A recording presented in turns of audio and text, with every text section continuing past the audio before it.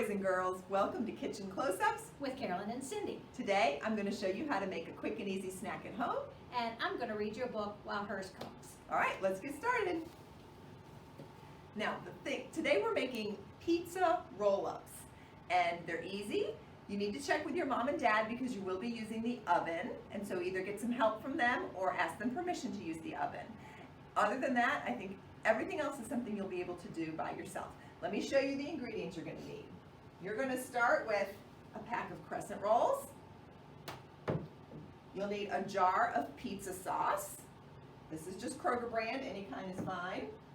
If you like pepperoni, you'll want a pack of pepperoni. Some shredded mozzarella cheese.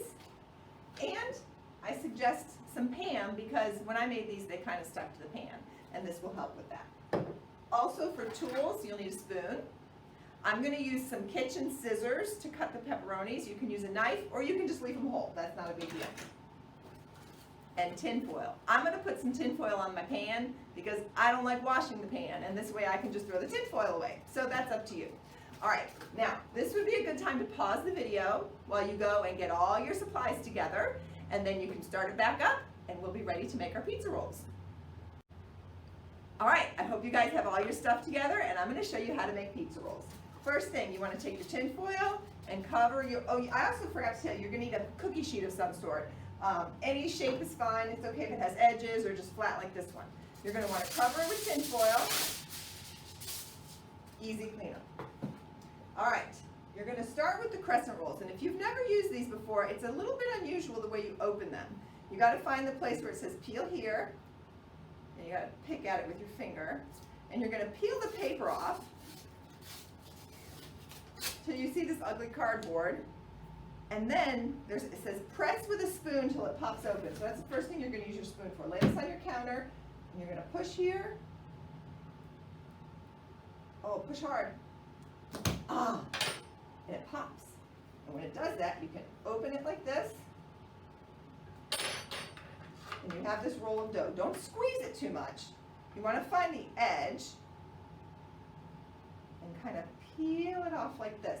And you'll see there's perforations in here, and you want to peel it at the perforations, and there's triangles. Okay, let me lay this down for a minute because it's getting all stretchy. I'm going to lay it there. That's extra. All right, each piece is a triangle. Oh, I forgot. You got to spray your pan first.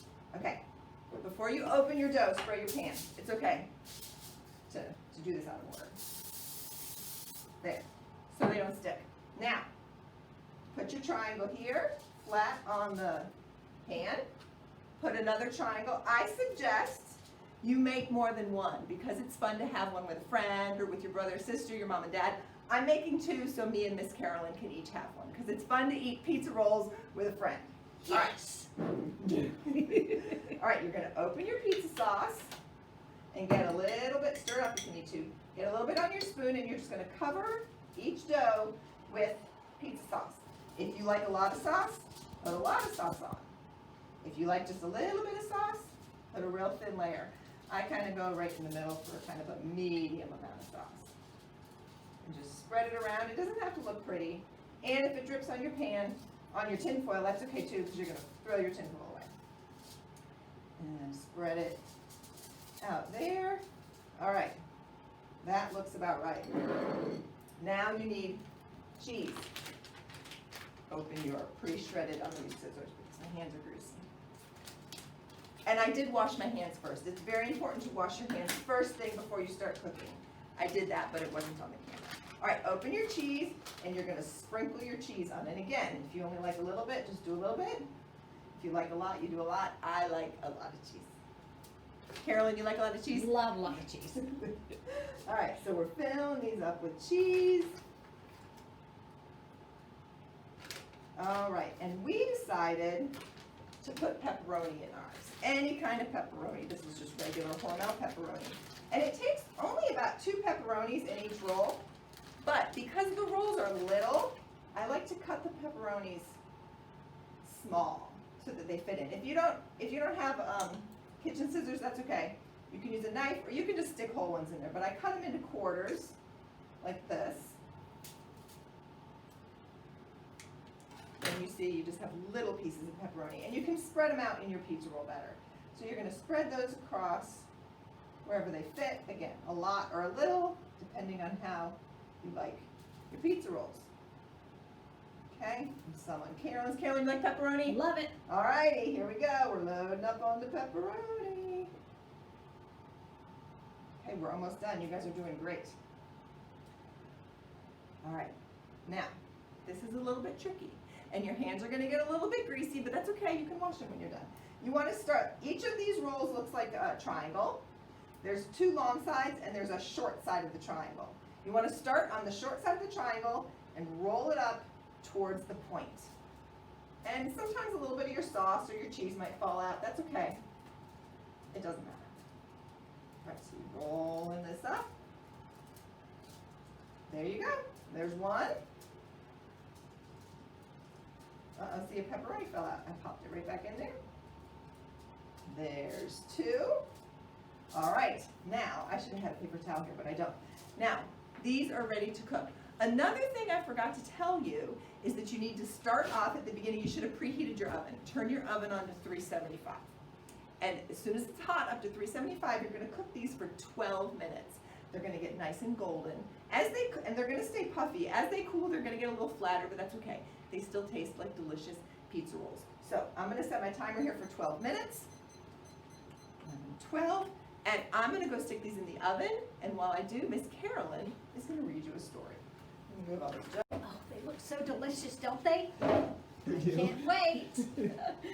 Okay, so our book is called The Princess and the Pizza. Oh, do you guys like pizza? Cindy and I love pizza. The Princess and the Pizza by Mary Jane and Herm, Auch. All right. Princess Paulina needed a job. Her father had given up his throne to become a wood carver and moved them to a humble shack in a neighboring kingdom. Since the king was still learning, his carvings didn't sell, and Paulina's garden barely kept enough on the table. Paulina missed being a princess. She missed walking the peacock in the royal garden, surveying the kingdom from the castle tower, and doing the princess wave in royal processions. Can you do that royal wave? You like that? Let's see. Paulina tried walking a stray chicken around her shack, but it only pecked at her bare toes. Surveying the kingdom from the shack's leaky roof made even more holes. She tried princess waving to the townspeople from her father's cart, but nobody bothered to wave back. They just thought she was swatting flies. One day, a page rode past the shack announcing that Queen Zelda of Bloom was seeking a true princess to become the bride of her son, Princess Drupert. "This is my chance to get back to princessing," Paulina cried. She rummaged through her trunk of ex-princess stuff, brushed the wood shavings from her best ball gown, and blew away the bits of sawdust that clung to her diamond tiara. Then she tucked a piece of garlic in her bodice for good luck, snipped some fragrant herbs to cover up the garlic smell, and headed for the castle. One thing's for sure, we don't want to wear garlic. It does not smell all that attractive. Paulina didn't expect much competition. There wasn't another princess for hundreds of miles. But when she got to Blum Castle, Paulina found she was one of only 12 princesses hoping to become the royal bride. Look at all the other ones here. None of them look happy. When she looked into her assigned room, Paulina saw her bed piled with 16 mattresses. Oh, for Pete's sake, the old princess and the pea trick. That's so once upon a time. Naturally, Paulina didn't sleep all night because she felt the lumpy pea through all of the mattresses. And that would be a pea like green peas, like you have for dinner. When the 12 princesses gathered in the throne room the next morning, the 7 who looked bright-eyed were sent home. Only Paulina and four other sleepy princesses remained. First, they were made to write essays entitled, "Why I Want to Have the Gracious and Exquisitely Beautiful Queen Zelda for My Mother-in-Law." Prince Zupert and Queen Zelda finally appeared on the balcony. Queen Zelda did all the talking. "Congratulations, ladies! You have written some lovely essays, which I will keep in my scrapbook, and you have all passed the mattress test. But to make absolutely sure you are one of royal blood, there's a second test. Only a true princess can wear these glass slippers." What story does that remind you of with the glass slippers? Cinderella, that's right. "For Pete's sakes, you never heard of sneakers?" Paulina asked. Queen Zelda gave Paulina a sharp look. "Nobody said you had to hike in them. Just try them on." After the royal page, which is this man, made his way around the room with the slippers, 2 big-footed princesses were sent home. Now only Paulina and 2 others remained. One was followed around by 7 strange little men, and the other had such a long braid dragging behind her. Paulina kept tripping over it. "For Pete's sakes, you never heard of scissors?" Paulina cried. Queen Zelda glared at Paulina. "You have all passed the second princess test.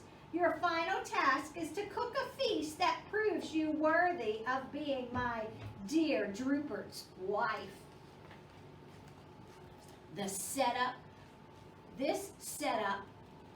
a wail among the princesses, especially Paulina.